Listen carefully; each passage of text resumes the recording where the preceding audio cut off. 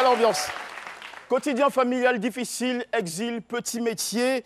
Une vie plus confortable aujourd'hui au point d'offrir 6 jeunes un toit à sa maman. Mettez toutes ces images, ces cartes, ces ingrédients ensemble et vous aurez une vue panoramique de l'histoire de notre invité témoin. C'est midi, continue de vous inspirer tous les jours de la semaine. Bonjour à tous et bienvenue en direct avec toujours les applaudissements chaleureux de notre public.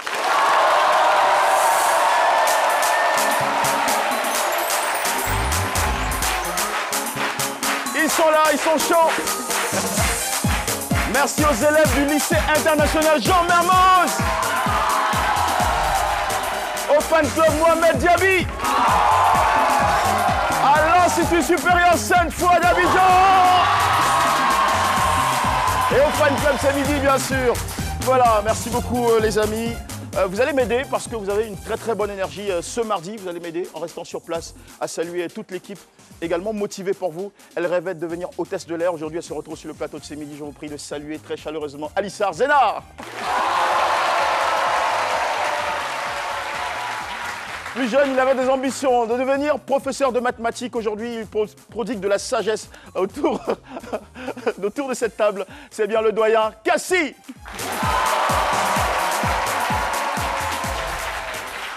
Il se voyait en train de flotter dans les airs en qualité de pilote et pourtant aujourd'hui il pilote un bureau au sein de cette émission. C'est notre cher ami Paulus Agathon.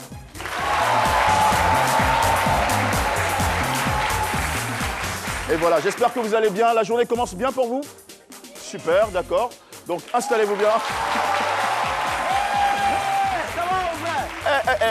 Ça va, je vous salue. Bonjour, comment allez-vous? Ça va très bien? Ouais, je vais super bien. Merci. Bah, c'est ça, ouais. Ouais, abstenez-vous de me regarder trop, sinon vous allez avoir la myopie. Vous avez changé de coiffure? Oui, mais c'est ça, il faut choquer pour plaire. Souvent, quand tu es dans le quartier, tu es en ville, les gens ne te regardent pas trop, il faut porter des choses et puis les gens te remarquent. C'est de l'importance, en fait. Et qu'est-ce que ça vous donne, finalement? Qu'est-ce que vous gagnez avec Oh, mais attends, qu'est-ce que vous voulez que je gagne quand on me regarde? Ce n'est que le plaisir. Mais tu es là quelque part, tu fais tout ce que tu veux, on ne te regarde pas. Moi, tu mets quelque chose, puis on te regarde. Ça fait plaisir. Mais puis, c'est important, en fait. Voilà. Et tu te fais une image, on te raconte de l'importance. Il y a des filles qui sont là souvent, c'est ça. Même chaque jour, on ne les regarde pas. Mais moi, il y a mis ça là, regardez comment on me regarde. Je peux même changer la perruque, vous voyez. Mais là, ça fait les jailles, Merci beaucoup, merci. Merci beaucoup, docteur Philo, et bienvenue parmi nous. À 28 ans, mon métier de photographe m'a permis d'offrir une maison à ma mère. C'est un bel exemple que nous allons explorer durant toute cette émission. Je vous prie de recevoir tout de suite et sans tarder notre invité de ce jour sous, bien sûr, vos applaudissements très hospitaliers.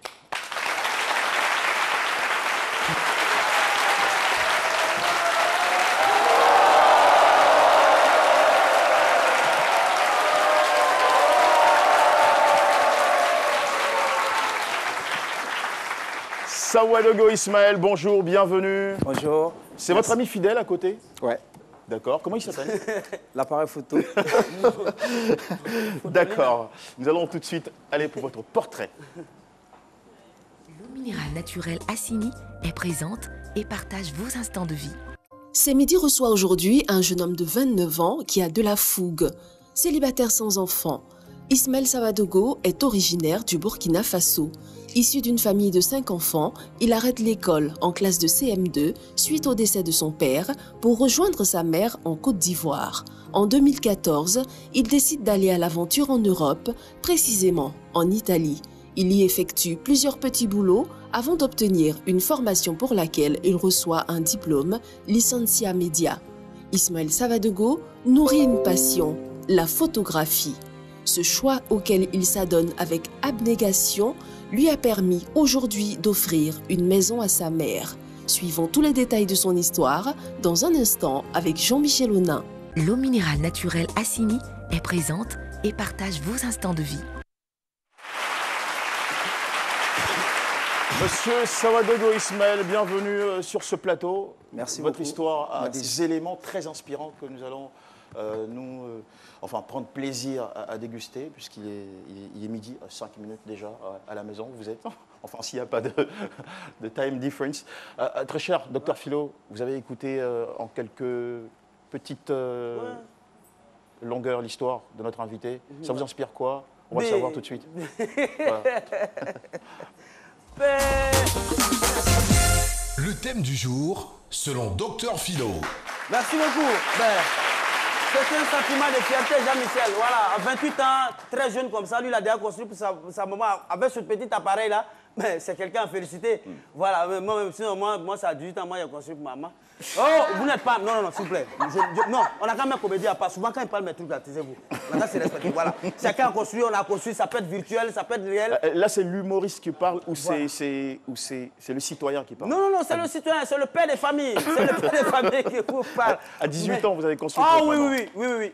Qu'est-ce que vous lui avez offert? Une maison, ça n'engage que moi. Et c'est même pas l'objet du sujet du jour. C'est pas l'objet, c'est le monsieur qui nous intéresse. Mais en même temps, vous dit que à la jeune génération, je vous dis, au lieu aujourd'hui, qu'est-ce qu'on constate? Pendant que les uns et les autres s'attellent bien entendu à chercher des produits aphrodisiaques afin d'étaler leur lacune sentimentale, des jeunes comme ce monsieur à 28 ans sont en train de construire. C'est-à-dire avec l'appareil photo. Déjà construit, il faut le dire. Déjà construit. Et une mère, c'est ça. La mère, c'est ça. C'est pourquoi on encourage l'allaitement maternel, l'instinct maternel. Une vraie mère, je dis bien une vraie mère, même quand son enfant est en Europe, même quand la voiture freine sur l'enfant, la mère en Côte d'Ivoire, elle ressent. Elle dit, oh Seigneur, on s'est dit que... Non, l'enfant ressent, et c'est ça. L'enfant ressent, et c'est pareil pour moi. Moi, chaque fois qu'on me rafle, ma mère ressent. Le cordon... Quand on soulève ma traite, elle fait ça, ils vont le taper. Elle est là. Mais c'est ça, quand vous construisez pour votre maman, c'est vrai que vous mettez votre maman à l'abri, mais vous également, vous mettez à l'abri de tout ce qui est problème au niveau de la société. Parce qu'une mère qui est déjà comblée, il ne faut pas attendre la mort de sa maman pour lui offrir des obsèques grandioses. On voit ça, Fikayo, il est comme ça, il est assis. Tu n'as rien fait pour ta maman et c'est toi, tu es là, tu es en train d'envoyer toutes sortes de produits, des gens, l'argent, Il faut mettre, c'est-à-dire il faut lui offrir le paradis terrestre d'abord. Et de l'autre côté, quand vous voulez offrir ça, elle va vous faire des bénéfices. Comme ça, quand il se retourne de l'autre côté, vous-même, vous l'accompagnez au paradis. C'est pourquoi je voudrais bénir tous ceux qui construisent pour leur mère. Dites Amen. Je bénis tous ceux qui font sortir une brique du sol, bien entendu, afin de couvrir l'harmonie familiale. J'en ai fini. Alors, je bénis.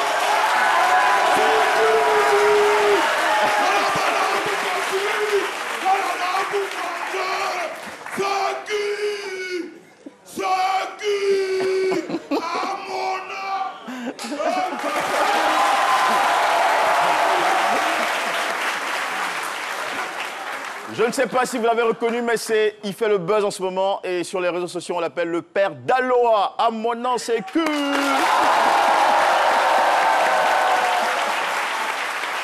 Alors lui, il a une toute autre philosophie. Hein. Non, lui, c'est... Je ne sais pas qu'est-ce qu'il faut dire, mais... Il est sur ce sentier comme ça. Voilà. C'est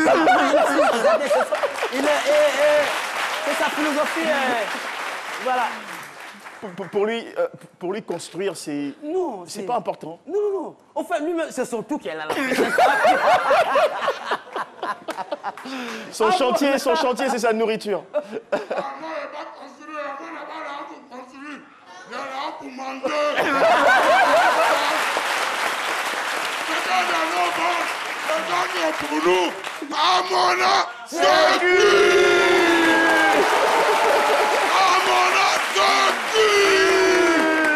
Merci beaucoup, des applaudissements pour le père d'Aloha.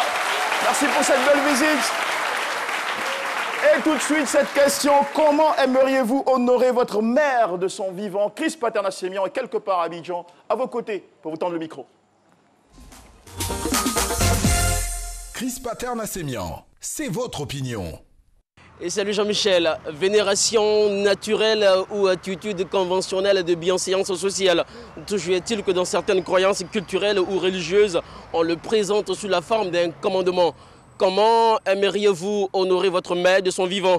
Votre opinion nous intéresse.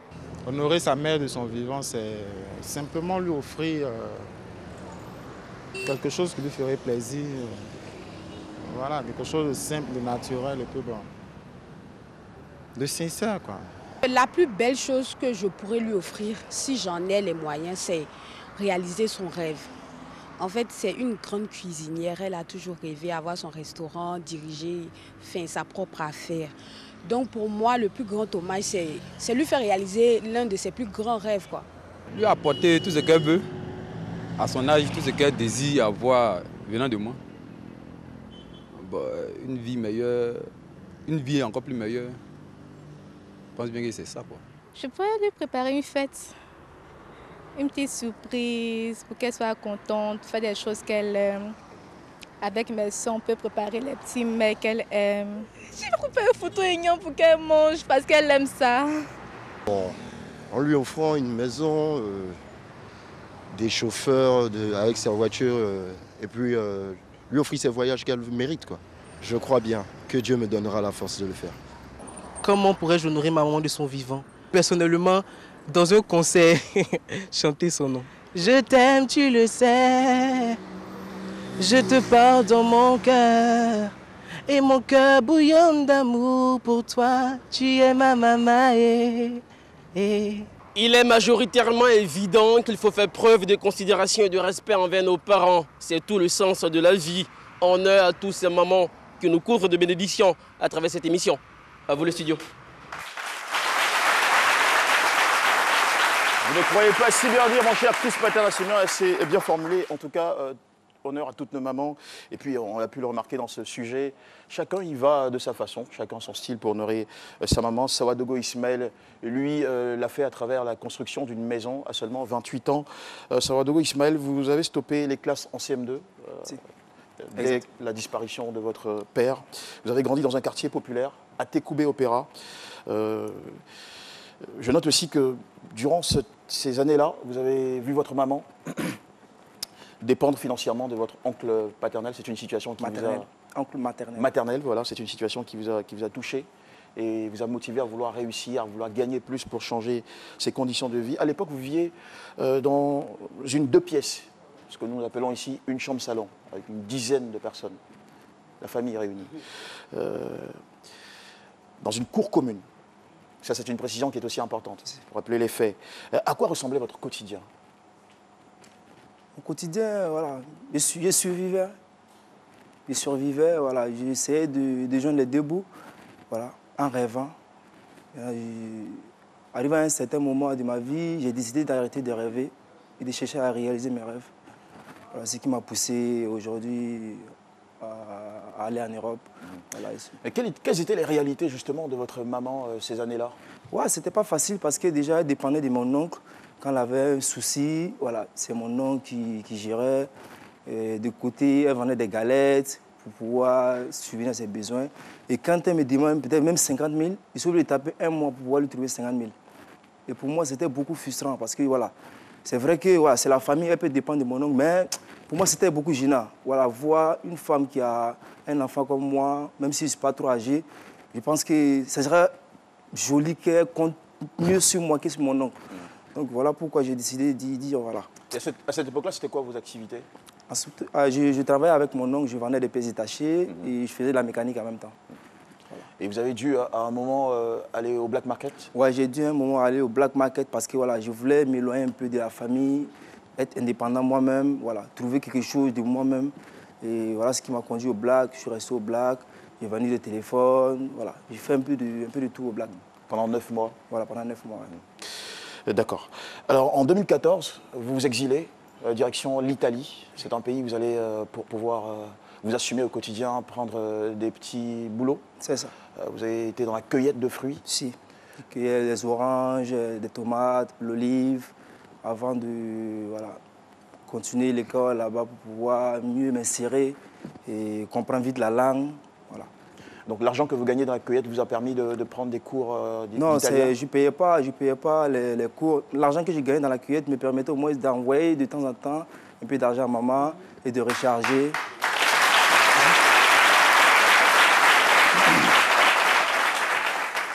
D'accord. Alors aujourd'hui, on va en profiter pour essayer de comprendre la réalité des immigrés dans ces pays-là. Combien vous gagnez, je ne sais pas, par jour ou par heure dans la cueillette de fruits? Dans la cueillette, disons à peu près par jour, comme ça, moi je peux gagner 16 €, 18 €. Disons, je me lève à 6 h, au plus tard à 18 h, j'ai fini. Je gagne 16, souvent 14, souvent ça dépend de l'effort que tu fournis. Et il y avait une certaine pénibilité du travail? Bien sûr, c'était beaucoup dur, c'était pas facile du tout, c'était pas du tout facile. Et les gars ne te donnaient pas à manger, voilà, tu manges le matin, tu viens, tu travailles. Souvent, il y a d'autres qui refusent de te payer parce que tu n'as pas de documents, tu vas leur dire à qui que tu as travaillé et puis ils ne t'ont pas payé. Donc, en tout cas, c'était pas facile, mais bon. Vous ne vous êtes pas arrêté là. Vous avez aussi, je pense, pris un poste d'interprète. Si, effectivement. Parce que dès que je suis arrivé en Italie, en même temps, travaillant comme cueilleur de livres, je faisais des cours d'italien où j'ai vite appris la langue, à savoir écrire et parler. Et le jour où j'ai fait la commission pour pouvoir obtenir mes documents, on m'a proposé de faire plusieurs langues, genre le moro, le djoula ou le français.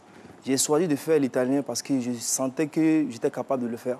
Et quand j'ai fini de faire l'audition, normalement, c'est 3 mois d'attente pour pouvoir obtenir les résultats, si tu as eu tes papiers ou pas. Mais subitement, les gars m'ont proposé si ça m'intéressait d'être interprète de ces 3 différentes langues. Donc, j'ai compris. Interprète au sein de quelle structure? À la préfecture. À la préfecture de quelle ville d'Italie? De Reggio Calabria. Ok. Et donc vous deviez être la courroie de transmission entre la préfecture et... Les immigrés qui viennent d'arriver. Et vous le faisiez en 3 langues? Je le faisais en moré, en djoula et en français. Ça payait bien? Oui, on me payait 12,50 € l'heure. Une heure? Une heure, oui. Et combien d'heures par jour environ? Par jour, entre 5 à 6 heures.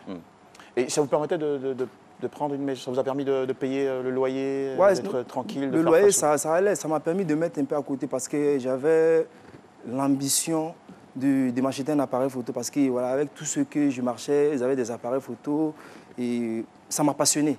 Donc, moi aussi, j'ai pensé à acheter le mien, faire des photos comme ça, mais je ne m'attendais pas à ce que ça soit mon boulot. Voilà. C'est quand j'ai fait 2 mois de travail avec la préfecture que j'ai réussi à acheter mon premier appareil. Et j'étais beaucoup content parce que voilà, ça m'occupait en même temps quand je ne fais rien. Et après, voilà, les gens m'encourageaient quand il y a des spectacles en Italie. Je partais faire des photos. On ne me payait pas, mais j'étais content quand même parce que moi, je faisais ce que je voulais. Voilà. À partir de quel moment vous réalisez que la photo commence à devenir une flamme, une passion? À partir du moment où j'ai décidé d'aller à Paris pour 1 semaine. Bien avant, moi, je suivais un grand frère. C'était juste un voyage de loisirs? Voyage de loisirs, en même temps de repérage. Pour repérer la ville, savoir où je peux, sur quelle branche je peux me lancer. Mais en même temps, je suivais un grand frère qui s'appelle Pata Papara. Voilà, un grand frère qui m'a beaucoup aidé. Et quand je suis arrivé à Paris, j'ai vu ce qu'il faisait. Même étant en Afrique, je voyais ce qu'il faisait. Et moi, je me promenais avec mon appareil à Château d'Eau. Et quand vous dites ce qu'il faisait, pour être précis? Il faisait des photos, c'est un grand photographe. Et quand je suis arrivé à Paris, à Château d'Eau, où se retrouvent les Ivoiriens et tout, je faisais des photos. C'est vous, pardon pour l'interruption, c'est vous dans le fond? Si, ça c'est l'ordre du FEMIA.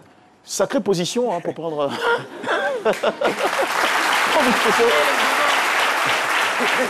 Vous avez une agilité surprenante. On peut dire ça, ouais. Je suis pas sûr de pouvoir faire ça et de garder mes genoux. D'accord. Donc, comme ça, quand je suis arrivé à Château d'Eau, il y a d'autres qui m'encourageaient, d'autres me décourageaient, d'autres me disaient qu'il y a plus de photographes, tu ne peux pas t'en sortir dans ce métier, laisse tomber. Et c'est comme ça, un jour, quand j'ai croisé Pata Papara, je lui ai proposé, je lui ai dit vraiment, je souhaiterais être photographe, mais je suis un débutant, vraiment si tu pouvais m'aider. Donc il m'a dit, il n'y a pas de souci, qui va me présenter Venom le cascadeur. L'artiste ivoirien Venom le cascadeur. Donc il lui a appelé, j'ai parlé avec lui, il m'a dit de lui retrouver à une boîte qui s'appelle l'Ivoire Club le soir. Donc, le soir, je suis arrivé là-bas avec mon appareil, flash, tout préparé.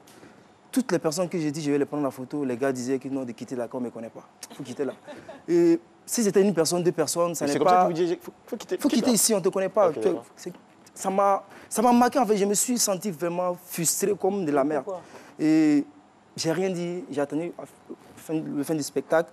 Et après, je suis rentré, j'ai pleuré comme un gamin. Parce que j'ai vraiment ressenti de la douleur.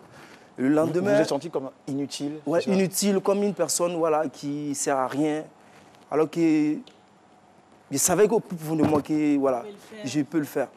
Et quand je suis rentré, un côté de moi qui dit de laisser tomber, un côté de moi qui dit de continuer. Tout ce qui est dur au début peut-être finit bien. Donc, mais parce que pourtant en Italie, c'était pas mal. Vous aviez oui, en Italie, c'était pas mal. À la préfecture. Mais seulement que la préfecture, on peut t'appeler, disons, 2 fois ou 3 fois dans la semaine. Ce n'est pas tous les temps. C'est pas fixe. Ça dépend de l'immigré qui vient. Donc j'ai décidé d'aller en Europe, à Paris, pour travailler, pour gagner mieux ma vie. Voilà. Essayer de réaliser quelques de mes rêves. Ce qui m'a conduit. Voilà. Donc après... Moi, je veux dire que ça dépend aussi de quel type d'appareil photo aviez-vous à l'époque. Parce que moi, par exemple, quand je vais dans une cérémonie, Tu veux me photographier, tu vas venir un appareil photo, non, non, non. Quand ça va fou comme ça, là, quand ça sort, ça revient. Quand on voit, on se dit que c'est du sérieux. Quel type d'appareil photo avez-vous? C'est vrai, j'avais un petit appareil, mais je pense que seulement, il ne faut pas se limiter au physique ou à l'appareil. À la présentation. Il y a la personne aussi qui compte. On ne sait jamais dans la vie. Ouais. Donc, moi, aujourd'hui, je ne me vois pas en train de frustrer quiconque. Je te connais, je ne te connais pas, je te dois du respect et je te l'apporte. Parce que je me dis quoi, j'ai été frustré auparavant, donc je ne peux pas me permettre aujourd'hui de frustrer une personne. Donc c'est un peu ça, quoi. C'est clair. Ça ne va pas nous frustrer, mais ça...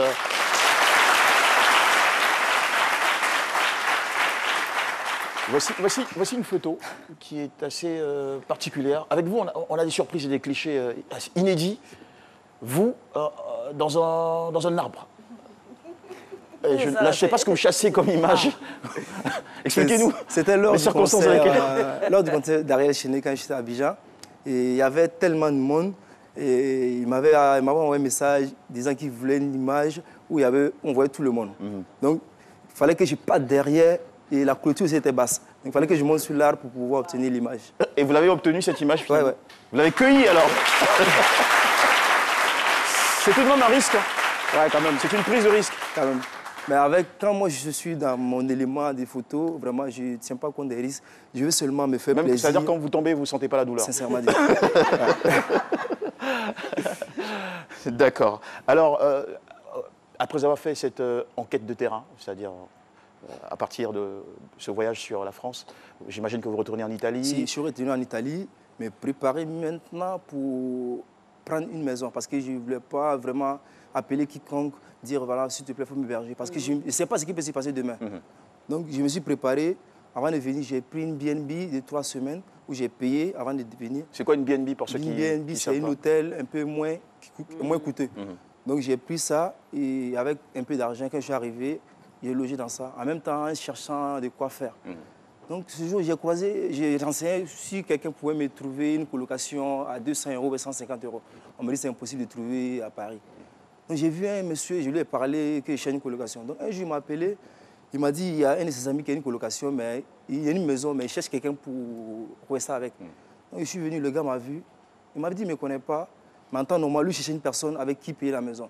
Mais lui préfère que moi, il vienne rester, de rester chez lui. Mais c'est 1 an, 2 ans, sans payer, de rester surtout du boulot que je vais payer. Le jour même, moi, j'ai décidé de payer. Et comment vous avez réagi là tout de suite? Vous vous avez dit...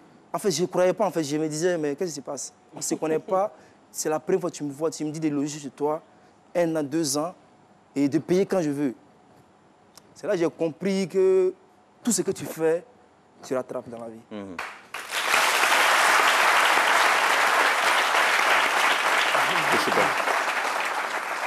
D'accord. Alors, à partir de ce moment, vous prenez vos affaires, voilà, vous sortez de l'hôtel. Ouais, de l'hôtel. Et vous rejoignez ce bienfaiteur, c'est comme ça qu'il faut l'appeler. Et ça se passe bien la cohabitation avec lui? La cohabitation se passe très bien. Vous y restez pendant combien de temps? Je suis resté avec lui 1 an, et 1 mois, 7 mois. Et vous avez payé la maison combien de fois? C'est quand je suis parti. Quand je suis parti 2 semaines après, je l'ai appelé. Bon, moi, il a caché 200 €. Il dit, c'est pas beaucoup, mais il paye au moins le geste, s'il te plaît, prends ça. Il ne voulait pas prendre. Il lui a donné 200 €, et puis bon. Mais il a été super gentil. Il a été super gentil. C'est vrai, quand des circonstances comme ça nous arrivent, on a le sentiment que le ciel répond à nos prières, que Dieu arrange les circonstances pour nous aider à réaliser nos rêves. Et on ne peut lui être que reconnaissant, n'est-ce pas? Alors, disons que votre entrée dans le domaine de la photographie en France, ça n'a pas été évident. Déjà que vous avez été refoulé lors de la première expérience à plusieurs reprises. Dans la suite, comment ça s'est passé? Comment vous avez réussi à vous faire un trou? Dans la suite, quand je suis retourné sur Paris, et lorsque j'attends souvent qu'un artiste vienne de la Côte d'Ivoire à Paris, je prends mon taxi, je paye moi-même, je vais lui faire les photos, je poste et je rentre. Je ne gagne pas 5 francs, mais je le fais au moins pour me faire remarquer pour l'instant. Et quand il y a un concert, je vais faire des photos, 5 francs, je m'en fous. Mais au moins, j'ai fait près de 1 an dans ça. Je dis, c'est pas le début qui compte, mais après au moins. Et à plusieurs reprises, moi-même, j'ai payé mon billet d'avion de Paris jusqu'à ici. Je suis venu faire des photos. Je n'ai même pas gagné même 10 000 francs. Je suis reparti à Paris à plusieurs reprises, juste pour attirer le regard et montrer ce que je fais. En fait. Voilà, montrer mon boulot, montrer qui je suis d'abord avant de parler de quoi que ce soit. Et un peu. Mais pendant ce temps-là, qu'est-ce qui vous permettait d'avoir de l'argent dans les poches Lorsqu'il y a des soirées, il y a toujours des personnes vraiment... Je remercie tous les Parisiens parce qu'il y a tellement de personnes qui me soutiennent, qui voient ce que je fais, qui voient la personne que je suis, qui me soutiennent même si je ne fais pas des photos. Et vraiment, ça m'aide beaucoup. C'est ce qui m'a aidé à construire pour moi. Sinon, je ne fais pas autre métier, je fais seulement que la photographie. Et c'est que ce n'est pas facile d'économiser combien de millions pour pouvoir construire. Mais il y a toujours des personnes vraiment qui m'ont toujours soutenu. C'est important de le faire. Et alors, comment vous avez réussi à vous imposer dans le domaine de la photographie en France? Parce que vous êtes l'un des photographes africains dont on parle beaucoup à Paris. Chéquier de Paris, c'est votre nom professionnel, c'est bien ça? Chéquier Photo de Paris, oui. Chéquier Photo de Paris. Chéquier Photo de Paris, ça fait penser à... Brouteur. Ça fait penser... voilà. Non, pas du tout. Pourquoi un tel le nom Chéquier, parce que mon oncle, quand je travaillais avec lui, tout le temps, il m'envoyait à la banque déposer des chèques. Et les gens me voyaient tout le temps avec des chèques, quand je vais déposer. Ah, toi, t'es un chéquier, hein, toi. Donc, le nom est parti de là-bas. Ok, on reçoit aussi des chèques quand il s'agit de payer pour la pub. On se retrouve tout de suite sur RTI1. Internet de Move, c'est nos limites. Internet au bureau, Move fait ça bien. Illimité de Move, c'est même pas cher. Forfait, Fiega, on n'est pas ça. Beaucoup de data, c'est tous les jours. Dans tous les glogos, c'est chap. Connexion moins chère, ça c'est Move. Ah, connexion bizarre, ça c'est pas Move. Tapez maintenant étoile 303 étoile 3 dièse pour activer un forfait internet Move et profitez. Move, no limit. Les premiers gestes du matin sont essentiels pour bien démarrer la journée. L'eau minérale naturelle Assini participe à votre équilibre et vous maintient en pleine forme. Assini fait partie de vos moments de partage avec vos amis. Assini partage vos instants de complicité en famille. Au sport, au bureau, entre amis ou en famille, l'eau minérale naturelle Assini est présente et partage vos instants de vie. Un produit NBC.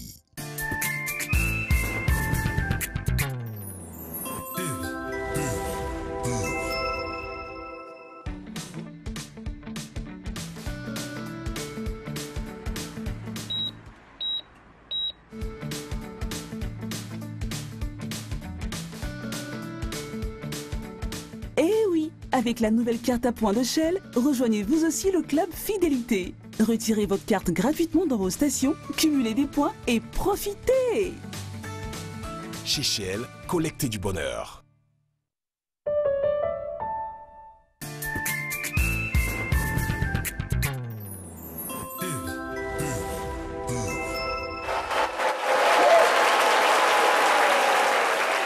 C'est toujours chaleureux ici à ce midi en direct sur RTI1, parti d'un quartier populaire d'Abidjan. Il a eu tout un parcours et une histoire au point d'aujourd'hui offrir un toit à sa maman, Chéquier Photo de Paris.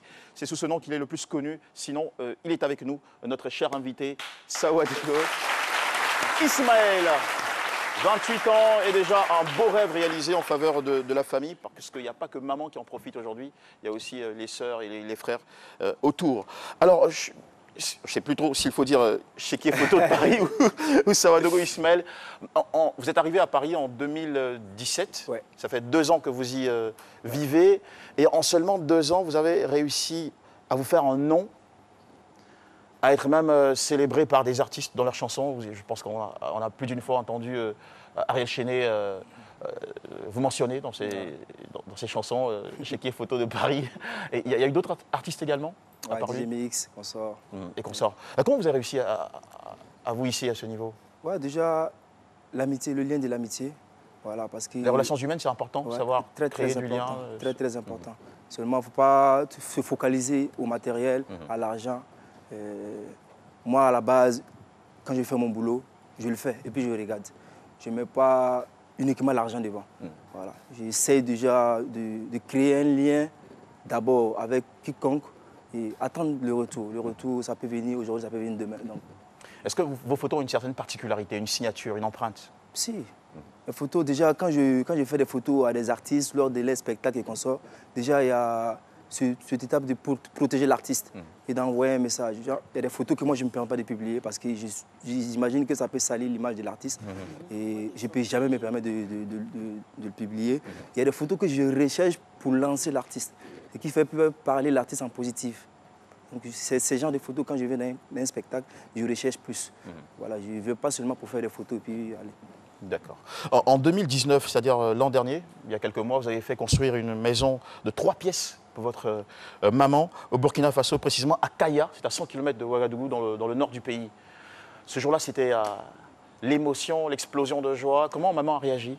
Ouais, maman, elle était contente parce qu'au début, j'ai acheté le terrain, j'avais déposé et j'ai demandé à un monsieur, un constructeur, une personne qui construit la maison, un maçon, combien ça peut me coûter. Il m'a estimé. Moi, je me disais que voilà, même si c'est tout mon argent, j'allais le mettre dedans. Et quand je me suis engagé, j'ai vu que non, je ne suis même pas arrivé au milieu. Et c'est là... C'est pas facile de construire. Ouais, vraiment. Et je pense que toutes mes économies sont parties dedans et rien n'est fait encore. Mais je me suis déjà engagé. Il fallait que je continue. Et quand j'ai fini la maison... Ça vous a pris combien de temps? Ça m'a pris à peu près 9 mois. Vu que j'avais déjà des économies. Un peu comme une grossesse, hein, 9 mois. Ouais. J'avais déjà les économies. Donc du coup, j'ai envoyé le premier lot. Après, maintenant, j'ai essayé de me concentrer. Et envoyer le deuxième lot qui a finalisé la maison. Et elle a déménagé. Et aujourd'hui, en tout cas, quand je la vois, je suis content parce que je sais que quel que soit ce qui va arriver, même si elle n'a pas mangé, elle dort dans sa propre maison. Ça, c'est super. Mais je vais prendre une question d'Alissar dans un petit moment, mais avant, sur l'instant, lorsque vous invitez maman et qu'elle découvre la maison que vous lui avez préparée, comment elle réagit? Déjà, la construction et tout s'est passé derrière moi. C'est derrière moi que tout s'est déroulé. Donc j'ai envoyé, moi, je me contacte sur moi qui ai envoyé l'argent et finaliser la maison. Ah, d'accord. Quand elle a fini, quand elle est rentrée, elle m'a appelé, elle m'a donné ses bénédictions. Elle m'a dit, voilà, je suis rentré finalement dans ma maison et je finirai jamais de dire merci. Super. Et ça, c'est tellement important, les bénédictions. Alissar Zenor? Moi, je suis plutôt très admirative, au fait, face à notre invité du jour. Il a une lumière, au fait, qui se dégage de son visage. Moi, je ne le connaissais pas personnellement. C'est quelqu'un que je voyais sur les réseaux sociaux. Et puis, je me disais, ah ouais, il fait de jolies photos. Et aujourd'hui, être assise juste à côté de lui, le regarder parler, il a cette lumière, au fait, qui se dégage encore de son visage, comme je le dis. Et ça, c'est grâce aux bénédictions de sa mère. Parce que une fois que vous avez les bénédictions de vos parents, personne ne peut vous atteindre. C'est comme s'ils avaient fait cette fondation-là, que personne ne peut détruire cette fondation. Et je suis, franchement, les mots me manquent, c'est rare, parce que moi, j'adore bavarder. Les mots me manquent aujourd'hui et que le Seigneur vous bénisse. Félicitations. Franchement. Voilà, on va dire. Et Alissar, il n'y a pas que vous qui avez toute cette émotion et ce ressenti face à notre cher invité. Il y a nos amis sur la toile également qui sont en ce moment en pleine effervescence. Nous allons poser la question à Paulus Agathon. Paulus, dites-nous, qu'est-ce que vous remarquez sur la toile? Alors Jean-Michel, nos internautes ils sont beaucoup enthousiastes quant à l'histoire de notre invité. On a ainsi le message de Abdul Sheikh qui dit « Ce photographe, personnellement, je l'admire parce qu'il donne envie d'exercer le métier de photographe. Et juste en regardant sa posture lors de prise de ces clichés extraordinaires. » Voilà. On a ensuite Gaël Amani qui dit « C'est impressionnant ce que vous avez fait. Mais moi j'aimerais savoir, il vous a fallu combien de temps après avoir entamé votre carrière de photographe pour réaliser cet investissement ?» Voilà. Je pense que l'invité a déjà répondu à la question, savoir 9 mois pour réaliser cette maison. Et combien de temps pour entrer de façon très pratique dans cette profession de photographe? Moi, j'ai débuté la photographie aujourd'hui, ça fait 3 ans et demi. En 3 ans et demi seulement? Que j'ai exercé ce métier de photographe. Je n'ai pas suivi de formation en tant que telle. La passion, la curiosité, voilà, l'envie. Plus la passion. Plus la passion parce que je dors presque jamais. Souvent, je sors à minuit, je rentre à 6 h. Souvent, on m'appelle à 7 h. Je suis reparti pour toute la journée. Même si je suis fatigué, sincèrement dit, la passion a fait que je ne ressens pas la fatigue. Voilà, la passion a fait que même si je suis fatigué, je réponds toujours présent. D'accord. Et votre oncle aujourd'hui dans l'affaire, parce qu'il s'est occupé de vous depuis le décès de votre papa, je pense depuis un peu plus de 13 ans, 14 ans. Est-ce que vous avez de ses nouvelles? Est-ce que vous avez su aussi lui témoigner votre reconnaissance après toutes ces années? Mon oncle représente beaucoup pour moi. Même, je suis même prêt même à lui offrir ma vie même, parce que je trouve qu'il a fait énormément pour moi et mes frères et mes sœurs. Surtout pour ma mère. Il n'était pas obligé de le faire, mais il a fait quand même. Alors, qui est ce... C'est mon grand-père avec ma maman. D'accord. Voilà, le père de ma maman. Voilà, j'étais parti au Burkina, donc j'ai profité pour aller prendre les bénédictions encore. Ah. Ouais.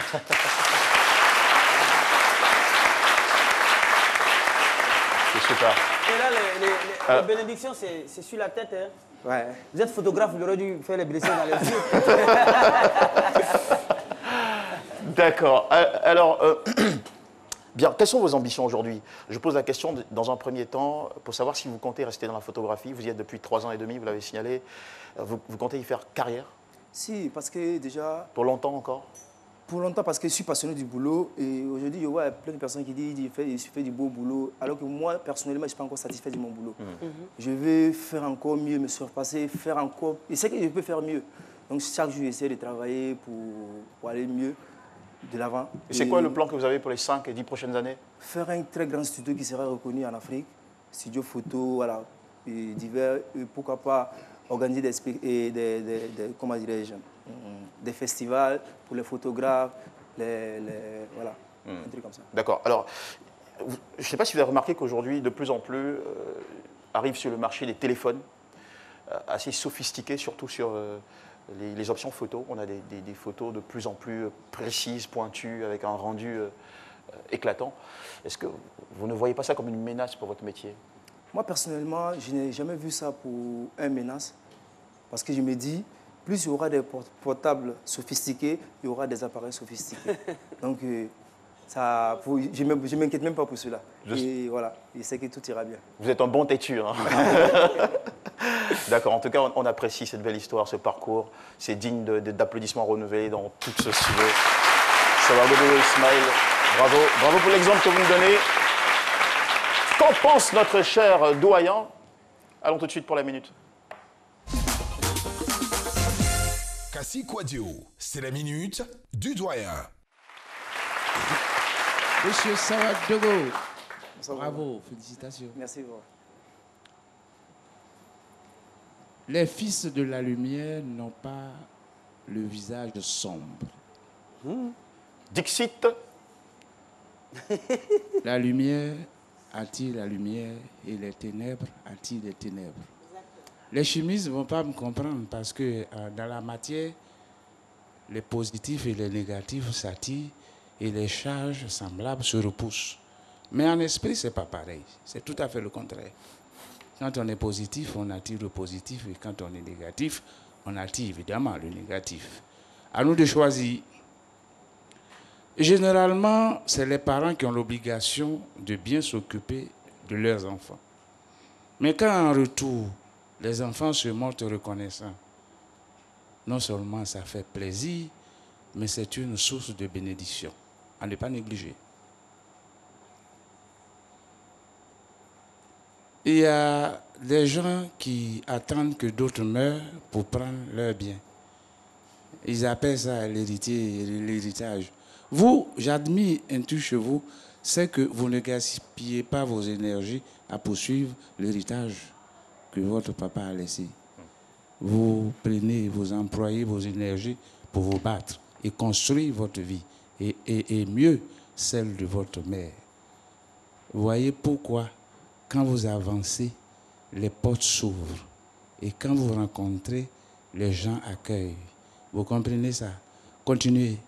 Vous êtes sur une très bonne piste, et vous demeurez dans la lumière, et vous allez éclairer aussi ceux qui attendent beaucoup de vous. Merci et encore félicitations. On ne le dira jamais assez. Félicitations, Savadogo Ismaël, chéquier photo de Paris, c'est bien ça. La prochaine maison que vous allez construire, ce sera pour qui? Votre chérie ou vous? Pour moi-même. Pour vous-même. Ok, c'est super. Vous êtes à Abidjan pour combien de jours encore? Je suis là juste pour 2 jours. 2 jours? Ouais. D'accord. Bah écoutez, ça a été un plaisir de vous avoir sur ce plateau. On vous souhaite une très très bonne année 2020 et de belles réalisations pour l'avenir. Merci. Merci beaucoup et bénédiction encore. Mesdames et messieurs, de la photographie, nous passons à l'univers des stars où il se passe toujours quelque chose. Chaque semaine, Alice Arzena, ne ratez rien, elle a capté quelques indiscrétions pour vous. Zena Alissar Khalil, c'est Affairage People. Merci. Alors, je suis très contente parce que notre invité d'aujourd'hui m'a mis de bonne humeur. On va commencer avec une nouvelle qui n'est pas très top.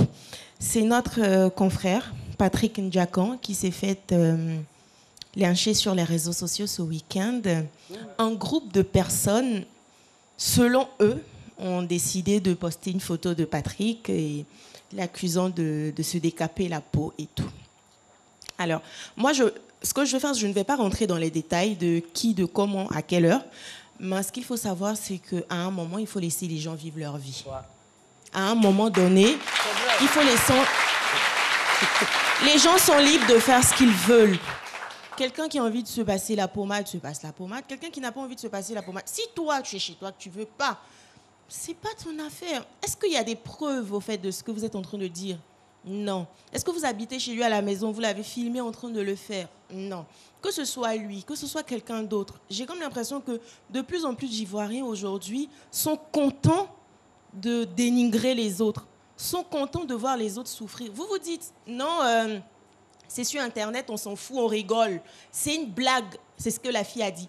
C'était une blague. Une blague qui va faire pleurer quelqu'un, ça ne fait pas rire. Au fait, c'est à toi seul que ça fait rire. Sinon, une blague, ça doit faire rire tout le monde. Mais si tu te retrouves à être la seule à en rire, ma chérie, excuse-moi, mais tu es en train de blesser quelqu'un. Ce que tu peux trouver normal, on n'est pas tous pareils. Mon père m'a toujours dit, il faut de tout pour faire un monde. Ce qui peut te blesser peut faire plaisir à l'autre, ce qui peut faire plaisir à l'autre peut te blesser. C'est pour ça qu'il faut respecter les autres. Tu fais quelque chose, quelqu'un te dit, ça, je n'apprécie pas, tu arrêtes. Tu arrêtes. C'est Dieu qui peut nous juger. C'est lui qui a le pouvoir de nous juger. Le jugement appartient au Seigneur. À un moment, il ne faut pas être trop content de faire du mal aux autres. Voir quelqu'un tomber ne va rien t'apporter. Voir aujourd'hui Patrick pleurer ne va rien te donner. Qu'est-ce que ça va t'apporter? Est-ce que son travail, la RT, ils vont l'enlever pour te déposer là-bas? Non. Tu le fais pourquoi? Tu es seulement en train de prendre les péchés de Patrick et les porter sur toi. À un moment, il faut arrêter. Parce que, à force de faire ça et de se dire, non, on rigole, ils sont stars. C'est ce qu'ils veulent eux-mêmes. Tu as décidé d'être star, tu vas supporter. Ok, c'est de ma faute si tu n'es pas star. C'est de ma faute si tu n'es pas connu. C'est de ma faute si je suis connu et pas toi. Donc, est-ce que ça te donne le droit de me taper là-dessus? Est-ce que vous voulez avoir la mort de quelqu'un sur votre conscience avant de réagir, avant de savoir que ce que vous faites sur les réseaux sociaux, c'est mal? Ok, chacun est libre de faire ce qu'il veut. Le Seigneur nous jugera et chacun aura ce qu'il mérite. Point. Merci beaucoup, Alice Arzena. Nous allons nous offrir un petit moment de messages commerciaux et revenir pour la suite de votre information People. Internet de Move, c'est nos limites. Internet au bureau, Move fait ça bien. Illimité de Move, c'est même pas cher. Forfait Fienga, on n'est pas ça. Beaucoup de data, c'est tous les jours. Dans tous les gloglos, c'est chap. Connexion moins chère, ça c'est Move. Ah, connexion bizarre, ça c'est pas Move. Tapez maintenant étoile 303 étoile 3 dièse pour activer un forfait internet Move et profitez. Move, no limit. C'est midi, nous sommes de retour. Et nous poursuivons avec l'actu dans l'univers des stars, toujours avec Alice Arzena. D'accord, on bon continue. Courage à Patrick Ndjakan. Beaucoup de courage à Patrick, sois fort. Je veux dire que je le connais, Patrick, ça c'est des histoires qui lui glissent sous la peau. Hein. C'est quelqu'un qui a un mental de fer, donc ça ne lui dit rien pratiquement. Rien, c'est quelqu'un qui aime son travail, il travaille comme il se doit. Heureusement que c'est une minorité de personnes. C'est ça. Voilà, qui s'adonnent à ça. Moi, on m'a montré un gars comme ça qui est sur les gens sur les réseaux sociaux. Un jour, j'ai mêlé une question aller sur lui, mais attends. Blanc. Depuis ce jour-là, ça ne me dit rien. Donc c'est lui-là qui fait les conneries comme ça. Continue, ma soeur. D'accord. On part au Nigeria. Effectivement, c'est énervant parce que tout le monde n'est pas fort mentalement. Voilà. On part au Nigeria retrouver Davido et Chioma. Qu'est-ce qui se passe du côté du couple parfait? Eh bien, il semblerait que Chioma aurait trompé Davido. Rien n'est sûr. Rien n'est sûr. Mais il faut dire que les Nigériens se donnent à cœur joie. Tu as tchatché jusqu'à la goutte, t'as trompé. Ok, on espère que c'est rien de grave et que... Le truc bizarre, c'est qu'ils se sont unfollow sur les réseaux sociaux. Davido a arrêté de suivre Chioma, Chioma a arrêté de suivre Davido. Ça, c'est confirmé? C'est confirmé, vraiment? Est-ce que c'est un signe ou bien est-ce qu'après, il faut prendre cette information avec beaucoup de pincettes parce que David, c'est un grand artiste. Est-ce qu'on n'est pas aussi dans un qui est trop fort. C'est ce que je m'apprêtais à dire. Effectivement. Savez, dans les star system, à un moment donné, il faut pouvoir offrir des histoires au public. C'est ça. Il faut savoir maintenir son public, au fait. Et moi, je me dis, peut-être qu'ils sont en train de faire tout ça, c'est du buzz et tout, essayer de susciter l'intérêt autour de leur relation. Mais bon, bref, on espère que c'est faux. D'accord. Je peux continuer? Oui, la dernière. Okay. Aujourd'hui, on parle beaucoup de rupture. On a Rihanna et Hassan Jamal, sont riches saoudiens, et Rihanna, ça serait terminé. Info ou un tox, les deux n'ont pas encore confirmé. Donc, on attend de voir. La semaine prochaine, on aura un peu plus d'informations. À la semaine prochaine. Merci beaucoup, Alexandre. L'enchaînement avec Cassandra qui nous emmène au cinéma. Regardez Bad Boy 3. Oula. Oh. Ouais. Cassandra Samoa, c'est Clap Média. Merci Jean-Michel. Exceptionnellement, on va commencer par la partie média. Je tenais à commencer par là. Traoré Mamadou, rédacteur en chef ivoirienne de presse, AIP, a dédié son prix de meilleur journaliste à sa famille biologique. J'ai trouvé ça très touchant. Alors j'ai voulu mettre un petit hashtag reconnaissance. On part tout de suite à Jacquesville avec Jean-Michel Aunin, célèbre animateur et talentueux de l'émission C'est Midi, qui a fait, excusez-moi, je veux terminer ma chronique, qui a fait des dons à l'hôpital général de Jacquesville, fauteuil roulant, déambulateur, des produits phytosanitaires et bien d'autres. Je tenais à en parler et mettre un hashtag belle âme et belle action. Merci Jean-Michel Aunin. Ça m'a vraiment touché. Oui, je vous ai eu. Je n'ai rien dit. Quand vous faites ce genre de gestes là, nous, ça nous gêne. Mon village me regarde. Non, c'était vraiment touchant. Ça m'a vraiment plu, Jean-Michel. Donc, je tenais à en parler. Désolée, je sais que ça vous gêne. Vous êtes tellement humble. Voilà, merci beaucoup, Jean-Michel. C'est gentil. Alors, on part avec la partie clap, s'il vous plaît, avec Bad Boy 3, le retour de Will Smith et Martin Lawrence. On regarde quelques images et on se retrouve tout de suite. Merci. Cool. La dernière fois. La dernière fois.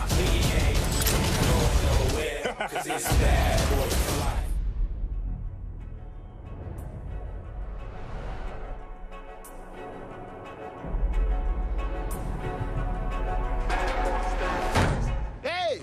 Oh, fais chier! Oh, la portière, putain! Oh, tu la décabosseras en moins de 2. Non. Toi, tu la décabosseras. Rappelle-toi, hein? On toque et on cause. Ouais. Toc, toc! Police de Miami, bouge pas! Eh, mais t'as zappé, on toque et on cause! Tes mains derrière la tête, mène-toi! Je négocie. Je vais pénétrer l'âme de cet homme en douceur. Quoi? Prends-en de la crème. Monsieur, je sais que vous êtes terrorisé, c'est vrai, parfois. Tu l'as pénétré assez profond, tu crois? J'en ai ma claque, Mike. Je raccroche. Et voilà, c'est reparti. Tu veux qu'on se souvienne de toi comme du flingueur en t-shirt moulant? Regardez-moi ce foutoir! C'est un carnage! J'étais pas tout seul! Vous avez descendu personne!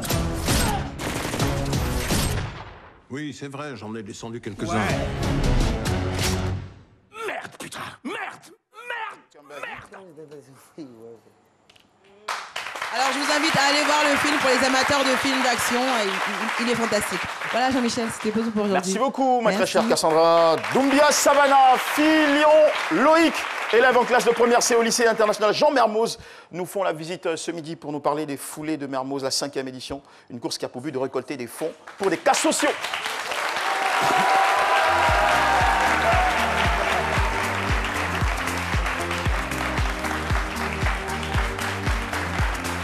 Bonjour, ça va bien? Alors, Savannah et Loïc avec nous. Bien, qu'est-ce que vous avez déjà pu réaliser les éditions précédentes à travers cet événement, les foulées de Mermoz, en faveur des cas sociaux? Alors, durant les foulées de Mermoz des années précédentes, nous avons pu aider des associations et indirectement aider des personnes dans le besoin nous avons aidé des associations, Excusez-moi. Il passe pas votre micro? Si. D'accord. Ah, d'accord. Donc, durant les années précédentes, nous avons aidé des associations pour les lépreux, mais aussi pour les enfants qui avaient le cancer, aussi pour des personnes qui avaient des maladies de cœur. Donc, grâce à ça, il y a 2 ans, une petite fille de 3 ans a pu être opérée en France. Elle a été reçue dans une famille d'accueil et a pu revenir ici. C'est génial, ça. Alors, pour cette année, y a-t-il des cas sociaux spécifiques auxquels vous comptez vous attaquer? Alors cette année, l'association que l'école va sponsoriser, c'est à Mermoz. Donc c'est une association des anciens de Mermoz. Et le but de cette année, c'est de récolter des fonds pour réhabiliter une école primaire à Cocody. Ça, c'est un beau geste en préparation. De façon pratique, je me suis posé la question, les foulées de Mermoz. Alors comment on peut courir et à la fois récolter des fonds? Je capte pas bien le truc. Alors le principe est simple.